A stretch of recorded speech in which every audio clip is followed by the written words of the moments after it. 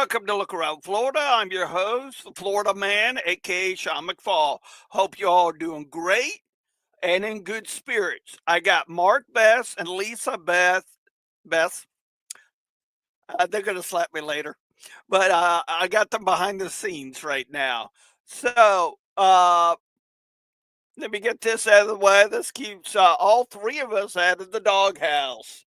This way we don't get phone calls and upset people. Disclaimer: some of these views are our own. Uh, so let's see who's in the chat. We got Jeffro Kai. We got Beth Winfield Owens from Virginia. We got Linda Hudson on YouTube. Sweet. If you like these episodes, please share them. Get the word out that we're here, and I give updates from our lieutenant commanders, our brigade commanders, and our camp commanders, along with OCR updates, especially with chapters busy helping out the SCV camps in their area. And UDC updates when I get them. Hey, David, get bad. Hey, Junior, good to see you. Hey, Roy.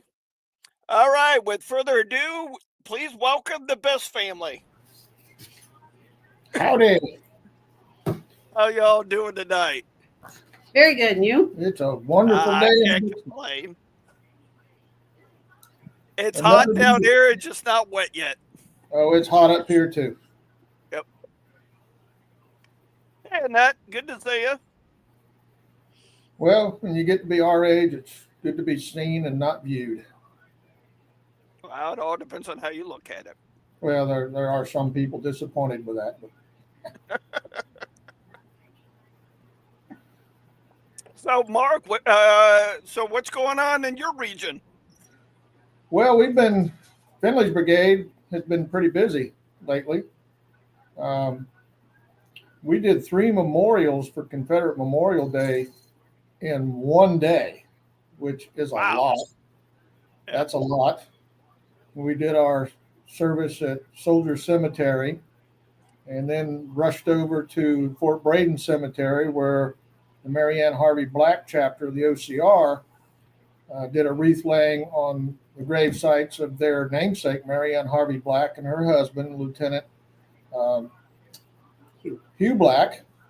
And then we had a quick break and went to Old City Cemetery in Tallahassee and supported our sisters with the Anna Jackson Chapter 224 United Daughters of the Confederacy with their memorial for the afternoon. Wow. You've been busy. Well, doing good's got no end, so. Okay. But other than that, we're plugging along, taking care of our flag site. We've done some upgrades to the flag site, preparing for the summer, getting ready for whatever else comes along. I think the one thing we need to really start working on, and I know it's everybody's favorite thing, is dues. The dues are due. Go ahead. Hey, David, good to see you. You're lost in Miami. I do got an update for everybody since we're on the subject about dues. The past few days, I've been trying to take care of my camp members, and the website's not updated yet. I talked to Eric Pavetti. We'll be able to. It will be updated after June 1st, so we could be able to pay the national dues. Well, that's good because we need to get these dues in early. I try to get my camp to get their dues in. I understand people don't like to pay dues. I don't like to pay dues. But there is a cost of doing business, and that's how we keep the camps alive and we get things done. Rick Roberts, division adjutant, does an outstanding job. There are 1,197 members in the Florida division. That's a lot of people to keep track of when it comes time for dues. So if you can get those things into your adjutants, and your adjutants can get them into Rick before the deadlines, we need to get it done. Remember, the grace period is short, so get them paid, get them off out of your hair.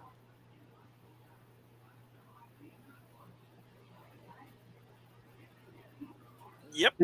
We've got an August 31st cutoff. That's the end. That's it. You're done. Then you got to pay $5 reinstatement fee. You're also taken off the roll. You're put in the delinquent rolls.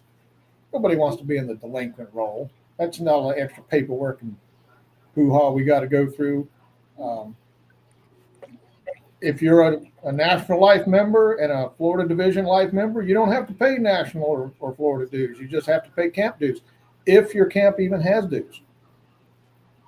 So it's really, at the end of the day, we spend more on lunch than we do on our yearly dues. So, let's get it done early, help these guys out. They do a tremendous job. No sense in dragging our feet on it. So, any questions on that?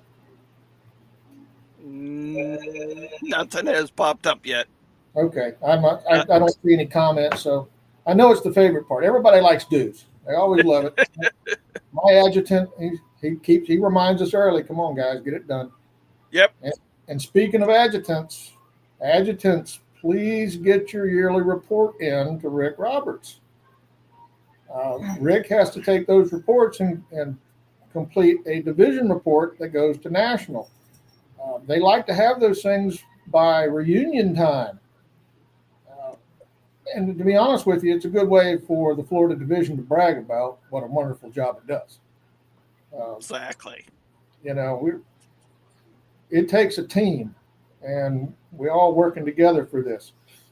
So if you've done something in your camp, your adjutant needs to put it on that report and send it. Commander Hart's got his hands full running the division, and he can't keep track of everybody. So I was told once before by a wise man, some of you might know him, his name is Kelly Crocker, that oft times you must toot your own horn, for it will surely tooteth not. Yep. Yeah, I've heard that from him, and I've also heard a similar saying from our past Commander-in-Chief, Jason Boshiers. Yep. If you've done something, if a member of your camp has done something that you think is noteworthy, let everybody else know it. That's why we have Look Around Florida. That's why we have Facebook pages. That's why we communicate this way.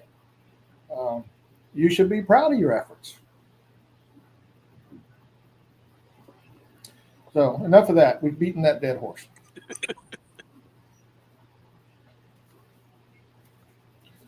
Okay, what else you want to talk about? Feel free to tonight is yours and Lisa's. Oh, look out. Yep. Okay. Along with the dues and recruiting go hand in hand. The only way we're going to keep this institution alive and well is to recruit new members. Many of our members are aging out. It's difficult. I know it's hard to get people motivated and get excited about joining the SCV. Hopefully, the pendulum will start swinging back to the right. We've seen some positive signs up here in Northwest Florida that things are starting to get a little better. Don't be afraid to let people know that you're a part of this organization. We are a very exclusive club. You have to be a descendant to be a member. And that makes it exclusive as far as I'm concerned. So, let them know. Let people know. I let them know I've got the bumper stickers. I got everything on my truck. I parade it around. Um, we go everywhere that we can to let people know. Uh, some people just haven't got a clue. If you were born and raised in Florida, South Georgia, Alabama, Mississippi, Louisiana, Texas, Arkansas, North Carolina, South Carolina, I'll guarantee you there's a Confederate somewhere in your family. So that brings us to another one. Get out there, recruit. If you have somebody, they don't have to be a member, a blood member. The Friends of the SCV, uh, that's a great thing too. Bring them in as a friend. They might not, they won't have voting authorities in the camp, but they're still another valuable asset. And if you dig deep enough, you will find one. I know Lisa, when we were searching hers, we were told by the family, "Oh no, absolutely not. Not going to happen. Never." Um, my lieutenant commander Stan Willis started digging in the genealogy with me, and we came up with two Confederates and a Yankee. So they're out there. They are there. I keep finding relatives all the time that I had no clue. Uh, it's pretty exciting. So get out there, tell people. We go to Natural Bridge, we hand out trinkets and beads. We like to talk it up. We work together quite a bit, as much as we can, with the Riding Museum and the 2nd Regiment U.S. Colored Troops here in Tallahassee. Uh, we really get some strange looks when they see us in Confederate uniforms over there laughing and carrying on with African American soldiers in Union uniforms. And we've actually been asked before, aren't you guys supposed to be fighting or something? Oh, yeah, that's 3 o'clock this afternoon. Come on out to the battlefield. Come on out to the battlefield. We're going to shoot at each other again. So, which leads us into another thing. Your friends of the SCV are wonderful. The OCR, let me tell you something, gentlemen. The OCR is a valuable asset. I can tell you from my personal experience, when we do our Lee Jackson events, Mark is not a decorator. Okay? If you were to ask me what color do you want something? Gray, blue, I don't care. Camouflage, it all looks good to me. Um, we turn the ladies loose in the OCR. So decoration and all that is up to y'all. Do what you want to do. And they have knocked it out of the park 2 years in a row. They support us so much. Uh, I wish I could send you some pictures of what these ladies do out there. Um, we enjoy having them. Uh, they're another recruiting tool. As a matter of fact, we were at the Woodville Founders Day Festival. We spent all day, and we had more women come over and want to talk about joining the OCR than we had men wanting to talk about joining the SCV. So, yeah. And who doesn't like to hang around with pretty women? Come on. So, tell us about your chapter, President Bess. We have 17 members of the Mary Ann Harvey Black chapter.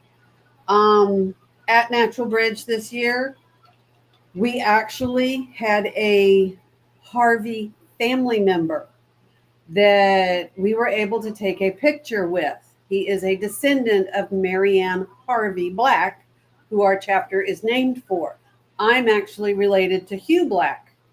So when we got reactivated, it was kind of neat to find that out. We support the SCV. We're there about every time they are. We provide refreshments when needed. We've got a new one. We had our meeting last night. One of our members brought a neighbor to attend who will probably become a member of our chapter. The best part of this whole thing is we get to work together with the camps around us. Upcoming event this coming Saturday, the CSS Chattahoochee Memorial in Chattahoochee, 11 a.m. You've seen the flyers on Facebook.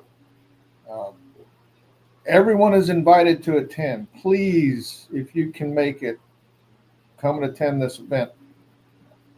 We always have a great time there. The Camp 703, the Quincy Young Guards, they always knock it out of the park. Our speaker, their speaker, will be Commander Jack Cowart from the CSS Chattahoochee Camp in Georgia. They're a naval camp. He'll be bringing his half-size Hunley again. Jim Odell and Kim Cullors was there about 2 years ago. It was nice to have them in naval uniform. We do a little thing where each participant dressed in period clothes will be one of the men, and they will read a little something as if they were one of the men. And it makes it a little more personal. So it's a good time. So if you can be there, be there. It gives us a chance to work together with everyone else. I think it's part of it. It's incumbent upon us to work together with our other camps and organizations. That's how we get to know each other. And we may have some equipment that you don't. And if we can help out, why shouldn't we be helping out? We're all in this together. So nobody's making any comments yet? Boy, they are. They're all saying hi, and Bob Grenier's in the channel, Bobby Glenn, Al Massey, and Annette Lindsay. Great. Yeah, we're looking forward. President Lindsay will be at the Chattahoochee Memorial. It's always a good time when the president shows up. She's been a busy lady. She was at our Lee Jackson in January. Her and her husband ski. It's good to see old friends.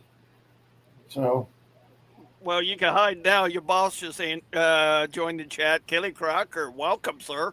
Hey, long time no see. Well, good, because I got some things we're going to talk about with him too. Okay. And your son. And my son. Yeah, who's decided he's going to school me on taking a drink on live camera.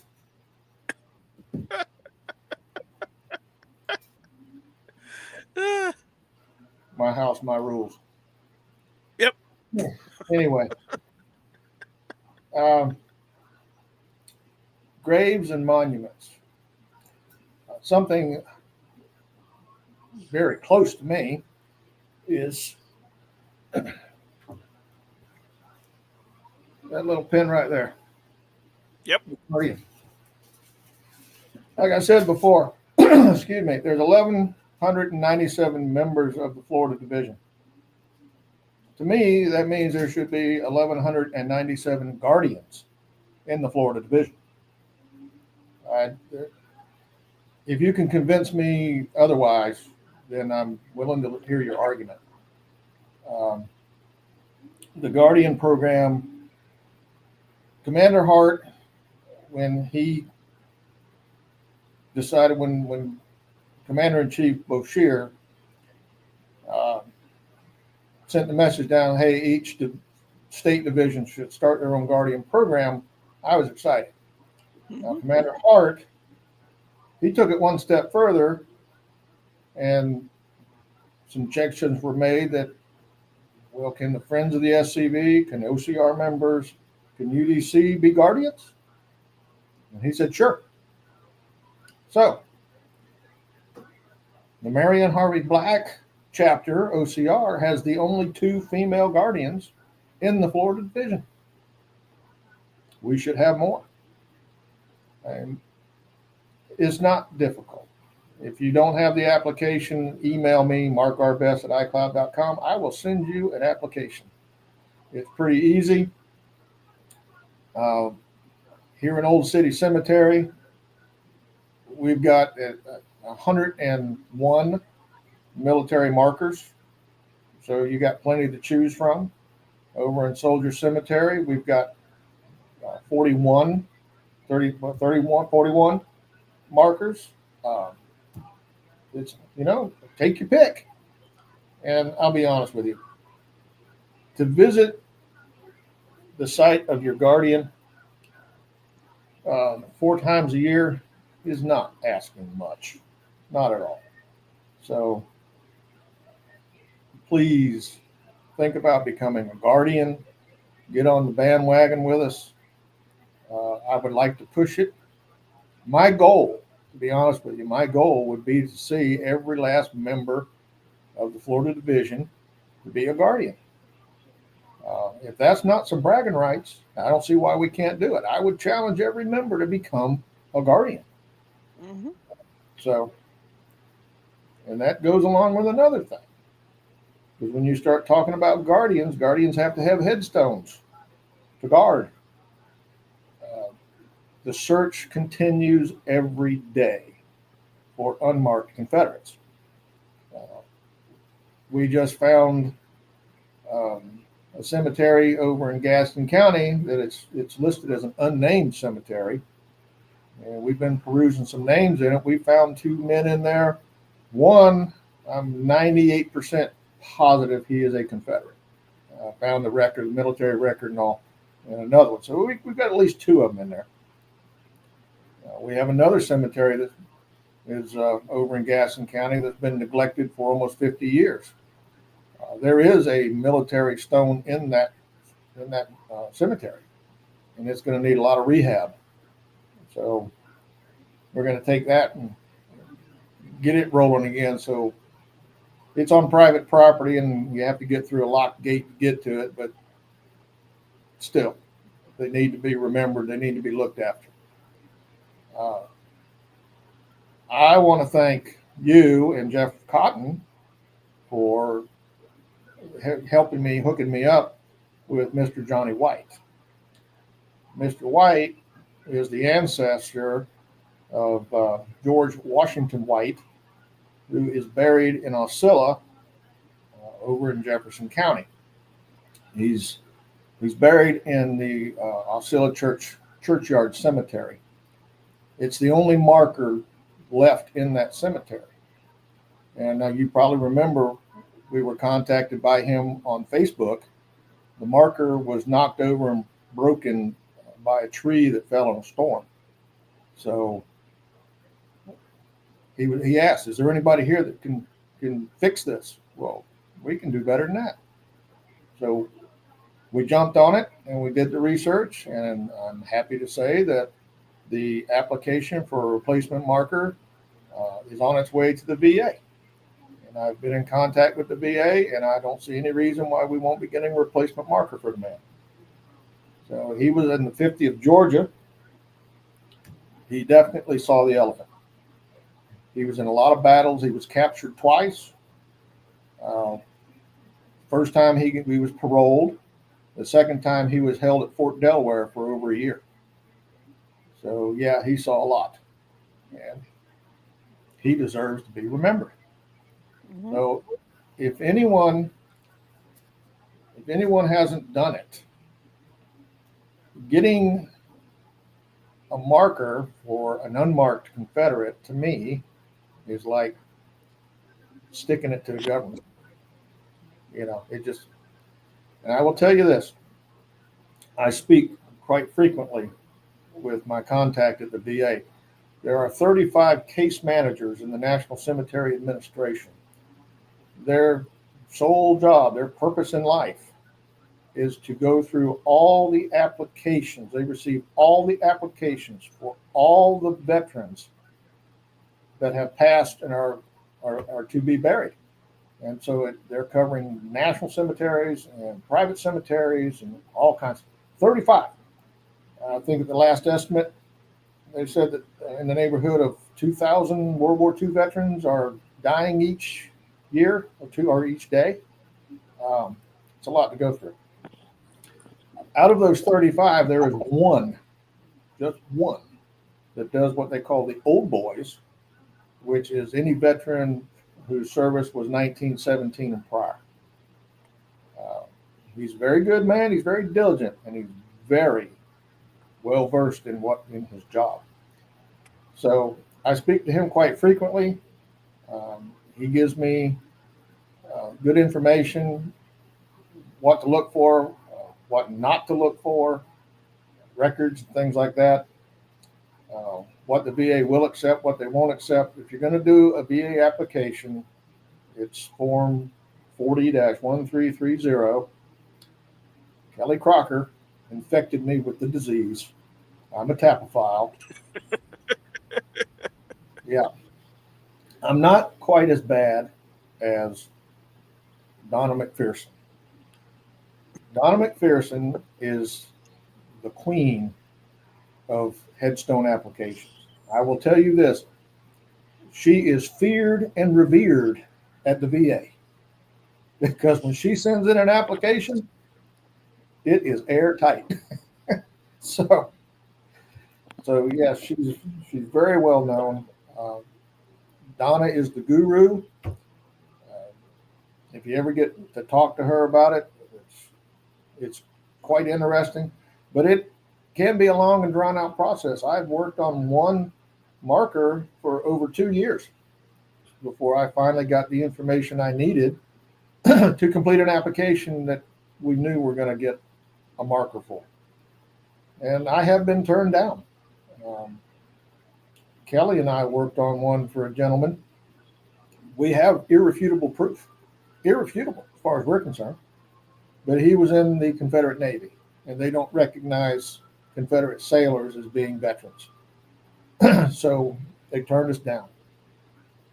So in an act of defiance, we solicited funds and reached in our own pockets and purchased a headstone, and now he is remembered in Old City Cemetery. So, and like Kelly says, 50 years from now, no one may remember we had anything to do with this. But they will know that veterans buried there. So, but it's not an easy task on that form. I will tell you this. The Form 40-1330 was recently changed. This is why I'm excited that things may be swinging to the right. When you did the application before, under gender, it listed male, female, unspecified, or other. I just completed the one. It was the revision to the form was done in May of this year. And in block 6 under gender, it says male or female. There are only 2 choices now. So things are happening. And when I brought that to the VA's attention, they weren't even aware that the form had changed. So thank you, Donald Trump, Pete Hegseth. So, and if you need help doing it, if somebody wants to do research on a marker, you can contact me. The Works Progress Administration, just prior to World War II, they went out and their mission was to go into every county in Florida, locate and document all the veterans' graves. And they were able to get 44 counties done. So they're available online. I've sent you the records. Yep. If anybody would like the WPA records that are available online, email me and I will shoot you the links to all of them. They're a valuable tool because the VA will accept those records. I've even discussed it with my contact there, Zach, and we have used copies out of family Bibles to put some. Okay. Yeah, yeah. The VA is very strict on two areas, and that is proof of service and proof of burial. Um, you know how things are. Many times you can get the military record, but putting them in the cemetery is almost impossible. Yep. But keep digging, because for 2 years I hunted and I just couldn't get the information I needed on this cat. Kelly Crocker sent me a newspaper article he found where a fraternal organization actually went to the cemetery to decorate the graves of their fallen members, and they listed this guy as one of them being in that cemetery, and the VA accepted it. Oh, So, okay. yeah, they accepted it. Where was that young man from? Mississippi that reached out to you for help? Yes. Yeah. I helped another young man who was in Mississippi and he was at his wits' end. So I found some information for him, sent it to him. He did the application and he got a denial because they said that the man, his veterans unit was never left the training area or never left the camp. It was never put into action. So he was pretty bent out of shape over it, and rightly so. But I told him don't give up because new information becomes available every day. And he ran into a gentleman, was contacted by a gentleman who was an author and a historian and had actually written a book about the unit. And the man's unit was actually absorbed into another unit. So yes, that unit did go into conflict. And when they provided that information, the VA approved it and they got their marker. So don't give up. Don't give up. I have them over here. They call the dead file.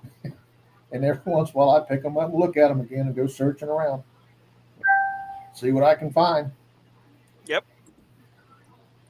So I know you've been working down there on stuff, trying to get it done. Yeah. I've been working on my War of 1812 fifth great grandfather that died in 1812 in Ohio, and I've been trying to find WPA records or something from down here, and I got his military records, all that, but I'm hitting brick walls. Yeah. I can't find any WPA records for Ohio. Right. It doesn't mean they're not out there. It's just I haven't been looking in the right place. I did find out that a lot of Ohio counties have their own historical and genealogy groups. Yep. Some of them are willing to share information. Some of them are not. So you just keep plugging along. Sometimes you'll trip over a guy that says, "Hey, I got this information. Yep. Would you like that?" For me is the Historical Society on where his wife's buried at. The lady in charge of it that had all the historical records and all that of that cemetery passed away. And her widow is, from what I've been told, is roughly around 94 years old and has all these boxes sitting in his house of records. Mm-hmm. So need some young people to go in there and go through them and catalog them, so to speak. Yeah, and God bless Kelly Crocker because he must have the patience of Job, because I know he surfs thousands and thousands and thousands of pages the newspaper articles. Donna, she does the same thing. Some of this research takes a long time to put together. I know I've started in the morning. Well, let me get this done, and I go take care of my other business. Yeah. Yeah. Next thing you know, it's 3 o'clock in the afternoon, and I've gone down 4 or 5 rabbit holes and found information that I wasn't even looking for that I could use somewhere else. So it's all good. I'm anxious to get this one in for George Washington White. Um, Mr. Johnny White shared with me that his son is buried next to him to the left of his marker, and his wife is buried next to the son. Uh, if you were out to go out there today and look, you'd have no idea. You couldn't even tell you, after you've been there a while, and you can see the depressions if you know what you're looking for.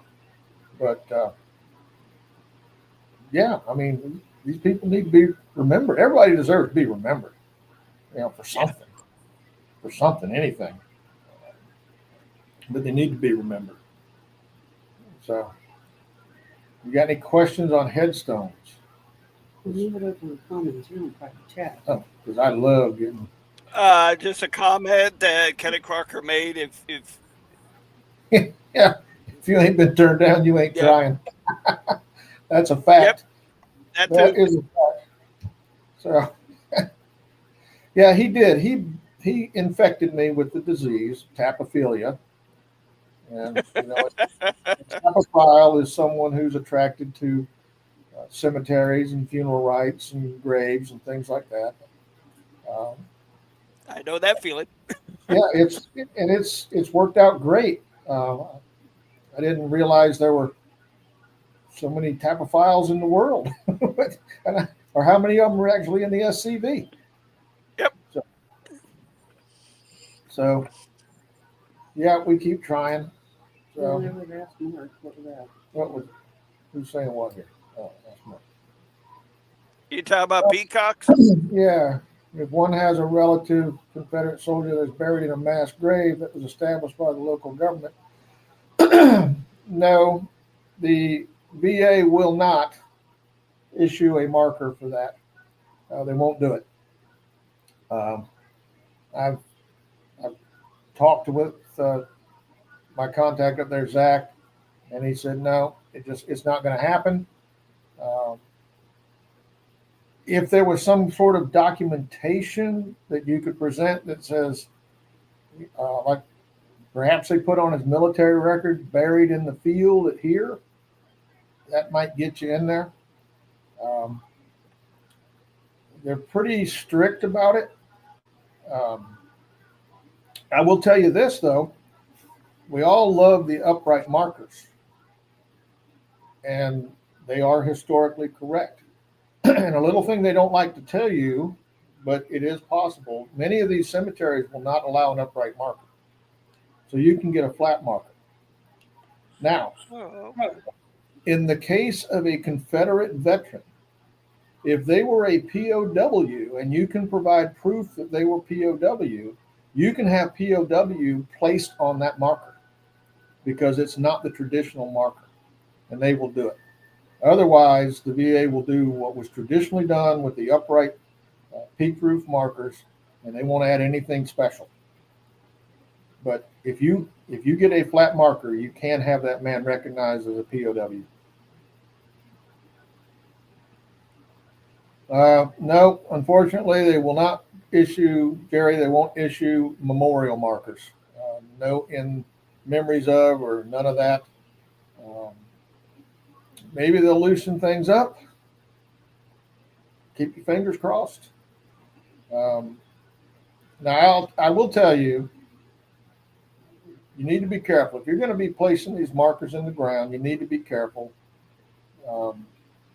They're about 42 inches tall, 10 inches wide, 4 inches thick, and they average 250 to 270 pounds.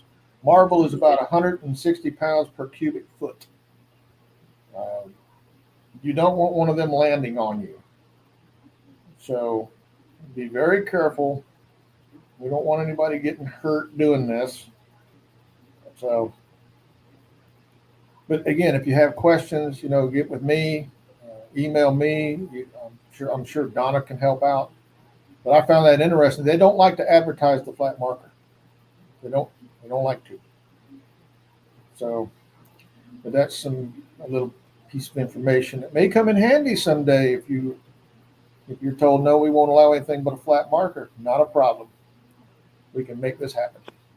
But Mark, you would need the documentation that the cemetery said flat marker, right? Actually, no. Oh, They will issue a flat marker. If you request a flat marker, they will issue a flat marker. okay. They really don't care. But the caveat is the uprights they only allow the traditional verbiage on there. The name, rank, anything above private, unit. You can't put any term of endearment on there or anything like that. The flat marker, since it's not historical, then it opens the door for you. It gives you a little more leeway. So I haven't got a flat marker yet. I'm sure one of these days I might.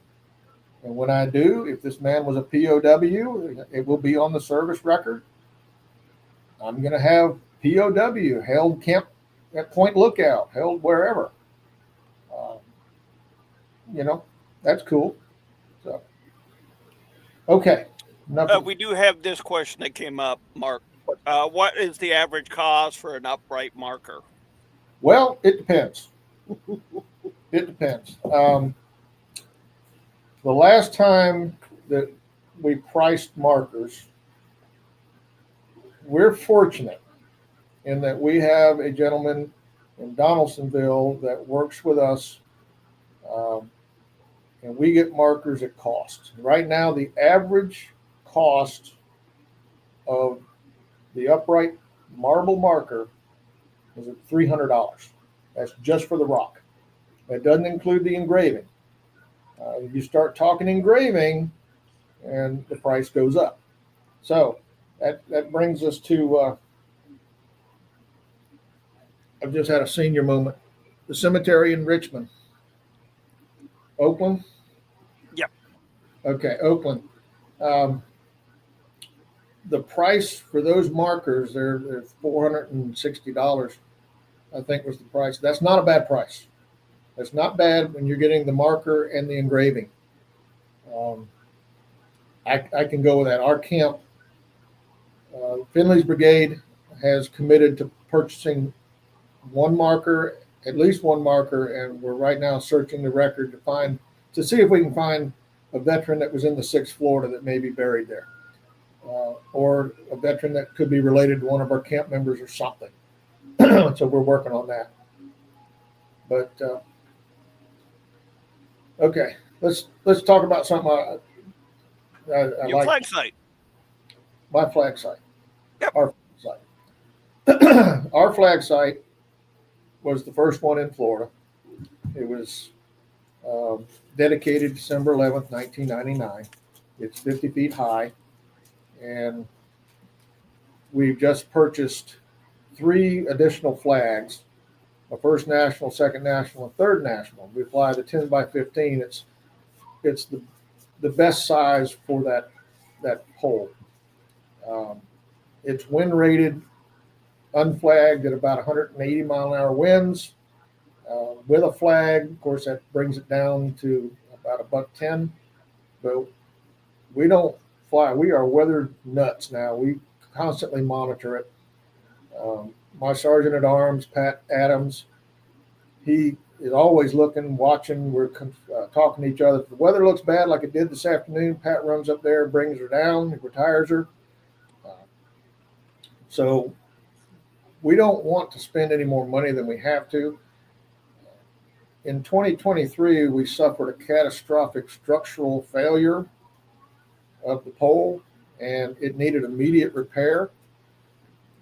The cost of repair was $750 by a professional certified welder, but that beat the crap out of the alternative of replacing the entire pole, which we priced at between $8,000 and $10,000. Wow. That's just the cost of the pole. That's not cost of removing the other one, installing the new one.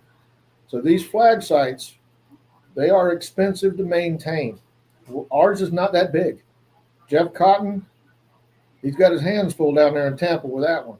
White Springs, those guys stay constant on those things. Let me tell you how things have gotten. And I found this invoice today digging around. In May of 2022, we purchased 3 10x15 Army of Tennessee flags for the site from Ruffin Flag Company, a company well respected and we use quite a bit.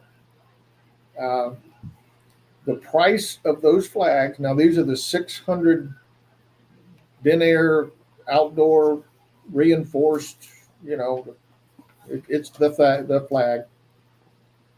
The price for those flags in May of 2022 was $125 each.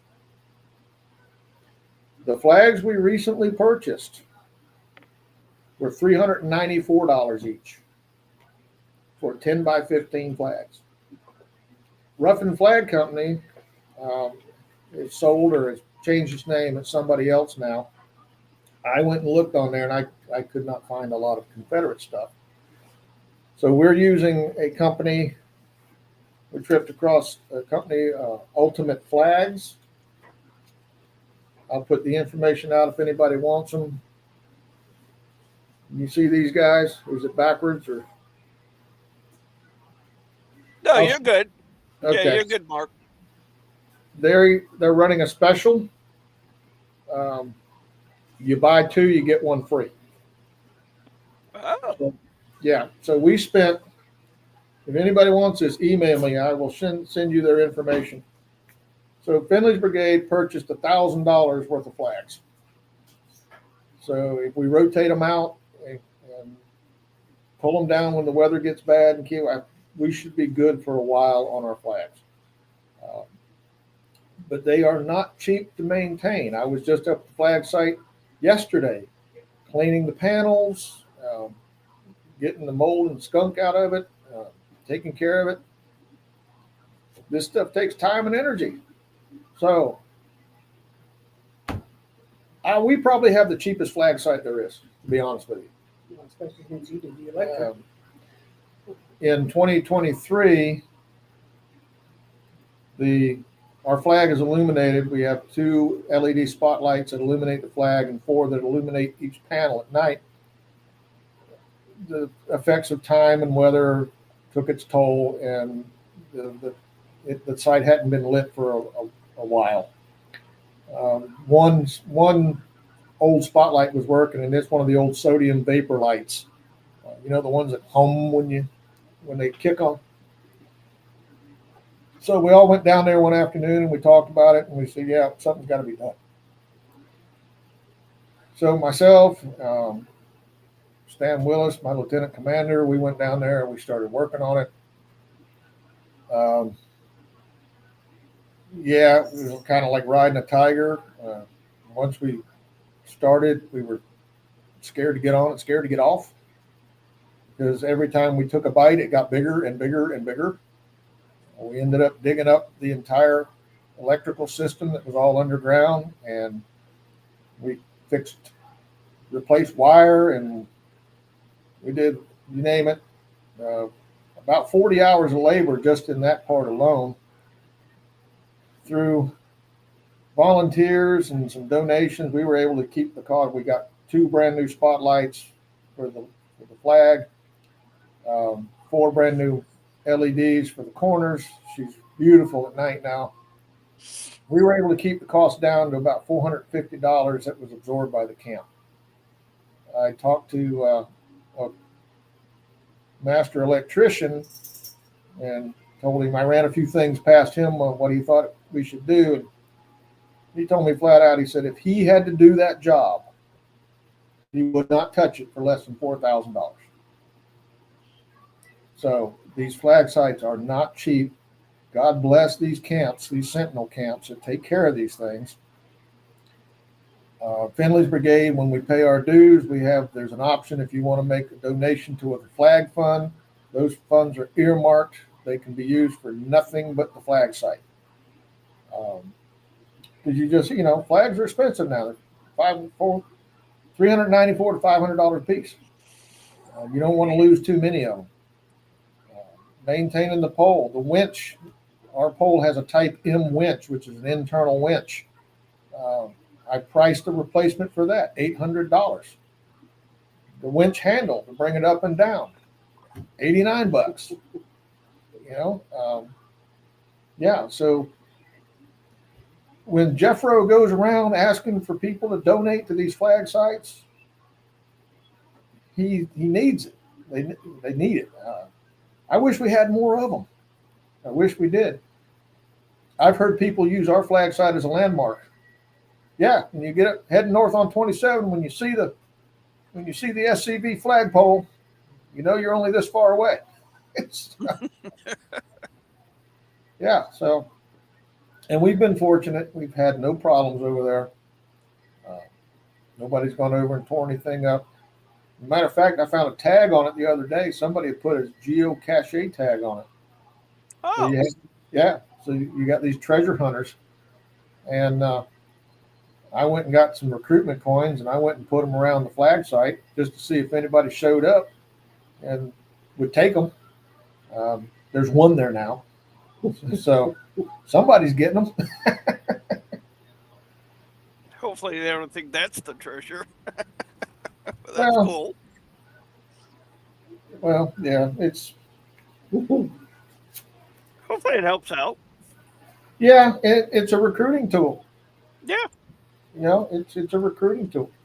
I want to push our flag site. I'm proud of it. I'm proud of the work. If you read the panels, the many people and camps that were involved in making that happen, some of them aren't with us anymore. Yeah. So, don't let their hard work be neglected. And if you can help donate to one of these flag sites, make a donation. It may not be much, $5, $10. It don't sound like much, but it adds up. 1,197 members in the Florida division. If everybody gave $1 to Flags Across Florida, it'd go a long way. $1 ain't a whole lot. I can spend $1 on nothing real quick. So, what you got there? They all gave $5. Oh, yeah.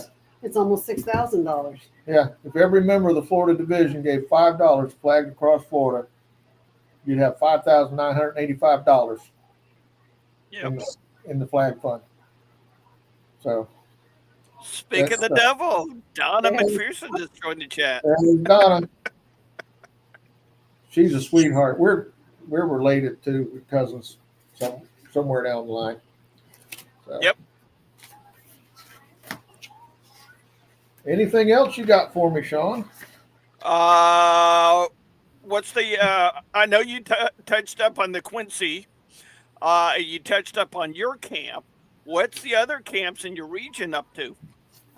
Well, that's kind of unique. The Pickensburg camp in Jefferson County in Monticello, Commander Jay Lindsay, he does a good job, but he's got a camp that wonderful guys, but I think some of them might have fought in the Civil War. They're pretty old. They're seniors. Okay. Yep. Getting them to get out and do physical labor ain't going to happen. Not going to happen. The Wakulla camp, the Wakulla Guards. Their commander down there, Wayne Willis. He tries to keep people motivated. I know they're working on a couple of cemeteries. One of their members, he goes on missions to South America. He found a Confederate cemetery in South America. Yeah. Wow. He's down there working on trying to recover that with the locals. because there was quite a few Confederates fled to South America after the war. Of course, the Quincy camp, they help us out. Anytime we ask them, they're right there. Anytime they need something from us, we're going. So the St. Mark's camp, those guys, they're young and they're busy all the time, working and families, and I know, I get it, I know how it is, but they're doing their thing. They're keeping the charge alive as best they can. So I'm not going to crack the whip. They're going to do as much as they can. 3rd Brigade Commander Gerald Bell, he goes to meetings. He talks with these guys. They're just getting them engaged. That's pretty much what 3rd Brigade's been doing. So we try to go everywhere we can when we can. Yep. You're being subjected to Talcum, Flicker, and Flash. Yeah, Talcum, Flicker, and Flash.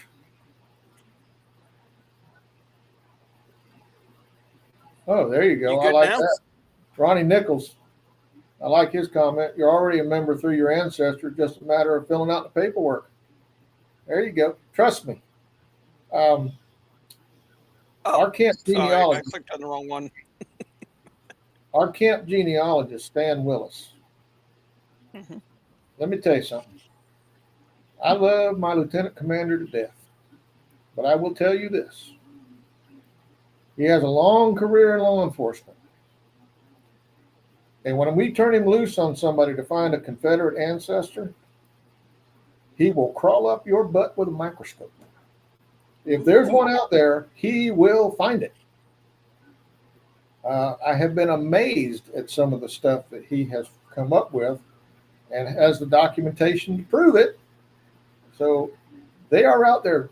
Don't let anybody say, no, I don't have any. Yes, you do. You just haven't found it yet. Like I said, all these years, Lisa was told, no military on your grandmother's side. Come on.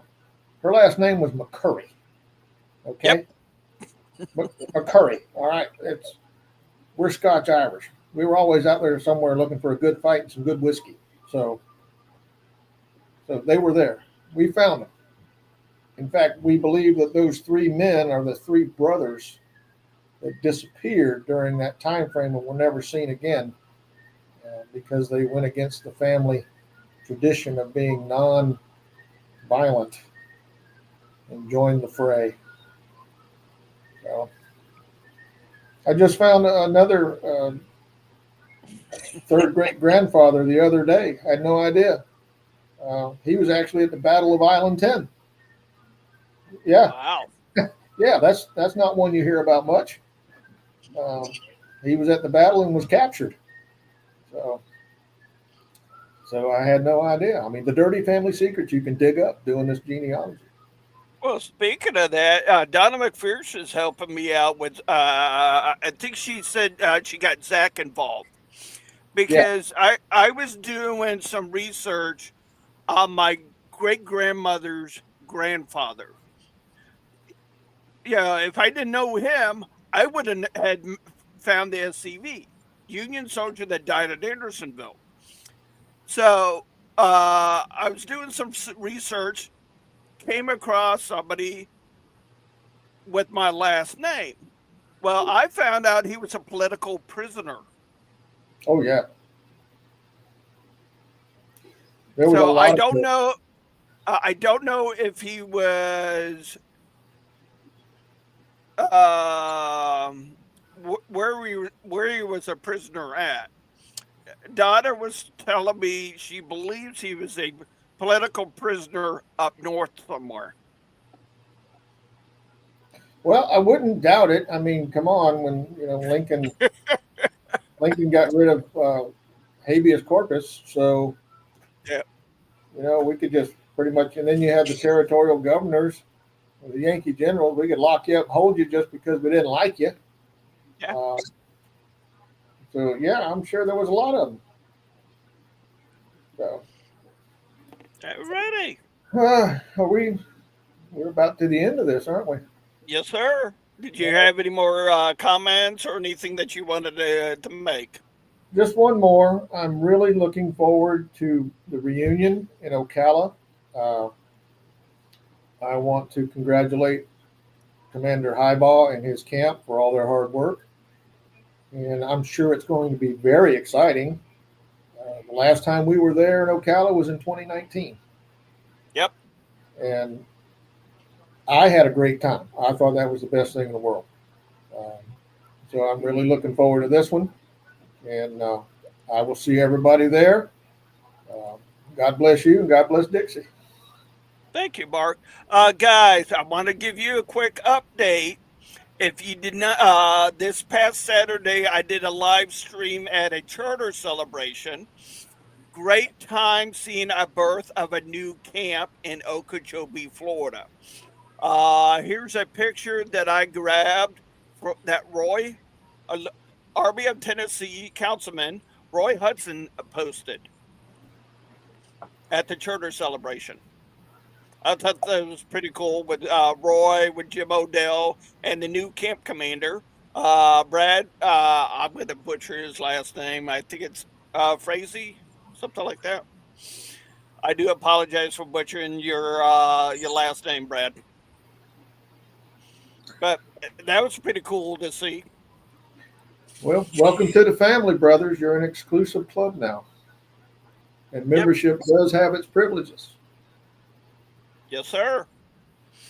Bobby, if you have any questions on the Guardian program, just give me a call. Bobby Glenn's a member of my camp. But guys, girls, thank you for joining me tonight. Mark, Lisa, thank you for coming on tonight and give us an update of what your SCV camp and your OCR chapter is up to. I appreciate it. Enjoyed it.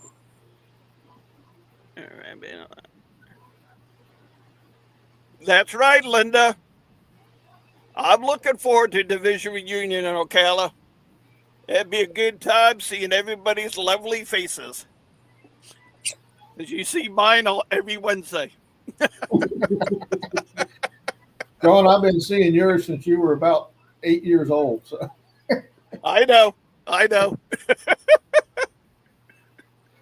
But thank you to everybody for taking your time out today and joining us for some updates that are coming out of the northwest area of Florida. Until next Wednesday, stay young, stay out of trouble, and may God bless you in your adventures this week. Till next Wednesday, have a good night. Bye. Bye. My name is Nelson W. Winbush. I'm a member of the Jacob Sumner Camp 1516 Sons of Confederate Veterans. My reason for joining the Sons of Confederate Veterans after the NAACP declared they would destroy and remove everything Confederate in 1990, I decided that I would do all I could to make sure that people understood what the Confederacy stood for.